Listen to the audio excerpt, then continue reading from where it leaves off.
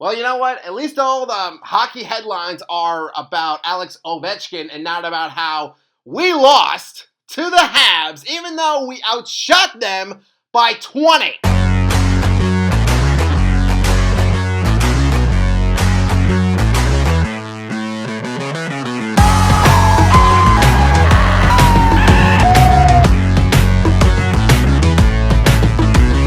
What's up, everybody? TN Fanatic here. Hope you all are having a fantastic day and welcome to another post-game reaction. In this one, I am continuing my coverage of the Nashville Predators. And this season, man, oh my gosh, they really dragged this out, don't they? They just drag this out, man. It's another loss. Big spoiler alert here. Predators lose to the Habs 2-1. We got a lot to talk about right here, but first, I do have to give my congratulations to Alex Ovechkin for scoring goal number 895, breaking Wayne Gretzky's goal record, a record that stood for, I think, like 31 years, which is just incredible. That's just like unreal. Congratulations to Alex Ovechkin, Capitals organization, all of the players, all the staff involved, and of course the fans. Y'all got a good one in Ovi, man. Y'all just hit it. Maybe the best lottery pick, maybe the best first overall pick of like all time now. Absolutely. And like, who knows? Maybe Ovi will get to 900 by the end of the regular season. Yeah, lots of buzz in the sports world and the hockey world, rightfully so, about Ovechkin. And you know what? As one legend cements his legacy, another player is looking to start his own legacy with us. Matthew Wood, our 2023 first-round pick, making his debut in the NHL in this game. Facing a Habs team who, surprisingly, they've been very, very good. They've won their last 4 games. They are right in it, in the East wildcard race. You know, in my Blues reaction, I talked about how I think the St. Louis Blues, they are turning back that clock to 2019. I feel like the Habs, they're doing the same thing here. Like, they could be well on their way to making their first playoff appearance since their magical Stanley Cup playoff run in 2021. But I also said this after the Stars reaction. I said, boys, let's just play the role of spoiler. You know what? That's just the best mentality, honestly, that like we can play with right now. With all these good teams that we're playing, all these teams that they think they have a shot, you know? Like those teams that they want to make a playoff push. Let's deny them that right.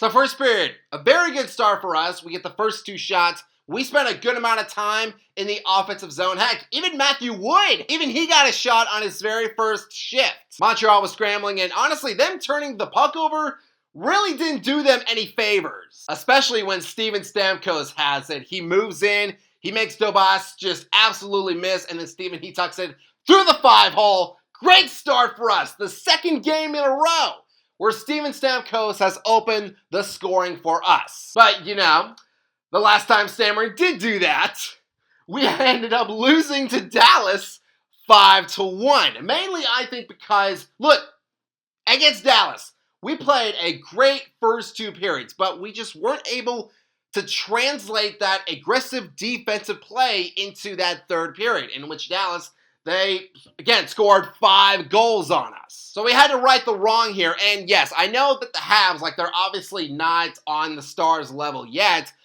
but I think it was still important for us to just continue to be aggressive defensively, put on that offensive pressure, and produce more quality chances like this goal by Steven Stamkos. So after a commercial break, Andreas Englund and Pezzetta, they start to throw some hands here, and man, I've seen a lot of fights in the NHL. This one was pretty one-sided. Andreas, he just went all just like Jake Paul on Pezzetta. And you know, I've been saying this pretty much since we got eliminated from playoff contention. You know, these young guys on this roster, you know what?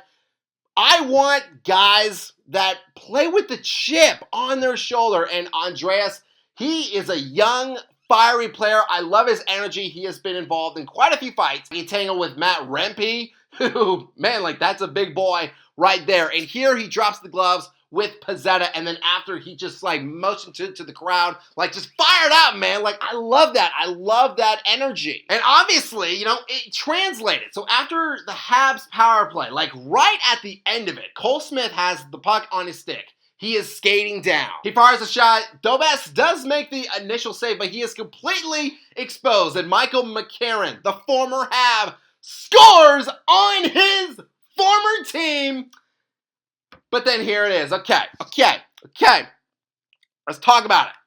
Habs challenged this goal for goaltender interference. I'm assuming like that's the only thing that they possibly can challenge.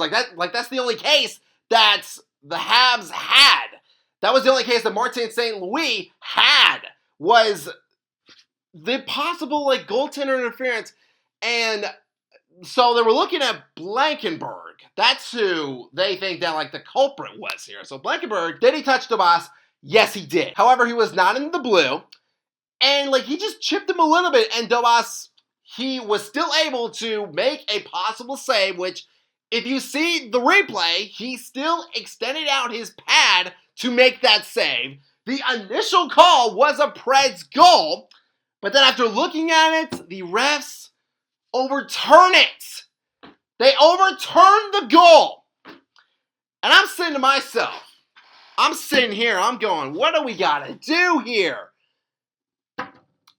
All the crap that we've dealt with this year, and now we got this. Now the refs are against us. They just want to see us fail. That's it. That's it. Because how can you... This is not goaltender interference. What sport are we playing here? This is hockey. So what if he chips him a little bit? Who cares? Dobas was still able to make that save. Maybe because he stinks. Maybe that's why he wasn't able to make the save. Did anyone think of that? Huh? No. No, we're going to give it to him, huh? Oh, we feel so bad for Dobas. Give me a break, man. Just, come on. This is hockey that we're talking about here. So it stays 1-0 heading into the second period. And boys, hope y'all enjoyed that lead, because a minute 40 into the second period, Habs have numbers into the zone.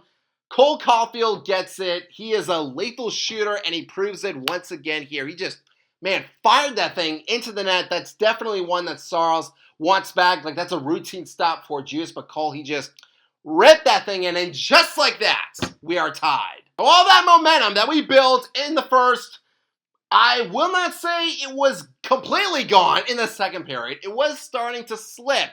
Even with us playing Cody Rhodes' theme, even that wasn't enough. That was not enough to help us to give our boost back, because here comes Patrick Laine, and he goes all John Cena on us right here, and he does pretty much the same thing that Cole did. Like, he has it on his stick, and he just fired it in. And just like that, dude, 2-1 Habs. 2-1 Habs. And this is the problem with us. We just cannot keep a lead. We cannot maintain momentum. That play, that great play, it is just not translated. How are we letting Cole Caulfield, right, one of the better young players in this league and one of the best players on that Habs team, and Patrick Laine, a guy who, yes, has moved around in the league, but a guy who has certainly burned us in years past, how do we let these two skilled players take these shots on us? There's no excuse. It's no excuse. By the way, all this was going on while Barry Trotz was being interviewed by Willie Donick and Chris Mason. They were talking to Barry. He was giving his reaction to, Ovi breaking the all-time goals record, which, like, that's nice. But when Barry was in there, we got 2 goals scored on us. And I'm like, Barry, get out of there! Now, despite us giving up 2 straight goals, I still thought we had a good amount of chances in the offensive zone. We even had 3 power plays. Well, hold on. It's like 2 3/4. We had like 10 seconds left that we're going into the third period. But still, we had a lot of time on the man advantage, and we still couldn't score. We couldn't score against a Habs penalty kill that has allowed 6 power play goals in 8 games. I think our problem was that we just couldn't spread out the Habs defense. Like, everyone was just so bunched in that just, like, no shots were getting through. We needed to, I like to call it, like, spreading the love, it's like, spread that love spread out the Habs players, and force DeBoss to overcommit like he did on the Stamkos goal and the McCarron goal that should have counted. So start of the third period, like I think everyone can tell that the Habs, they were just hanging on by an absolute thread. I mean, on the Pezzetta penalty, you had Forsberg and O'Reilly right in front of the net. How does that puck not go in? This is DeBoss we're talking about here. We're not... What do we gotta do to score on this guy? He's been scrambling all night long. Like, he was scared out of his mind. You can see it in his eyes. We were playing the Jey Uso thing. We were doing everything right. We had chances in the offensive zone, but just how does that puck not go in on any of those chances that we had? Let me break it down like this. We had 72 scoring attempts to Montreal's 30 halfway through the third period. And at this point, Saros, he only faced 16 shots. And to break it down even more, we spent pretty much a full period in the offensive zone, and we still couldn't score. So eventually, Preds have to go empty net with 2:29 on the clock. And, all of that time, we just could not get that goal. And the last 20 seconds or so, I want to just say this, and I'm not bashing him here because he is a great player. I have said that on this channel, and I do think that this is something that he will learn from, but I don't like what Luke Evangelista did in the final 20 seconds. Like, it looked like he was looking for, like, the perfect shot, which in some aspects I get. But Luke, bro, there's like 6 halves. They're all crowded around the net. Like, it's never going to be perfect, Just fire that thing in. Like, we are capable of getting screens in front, but you got to fire the thing.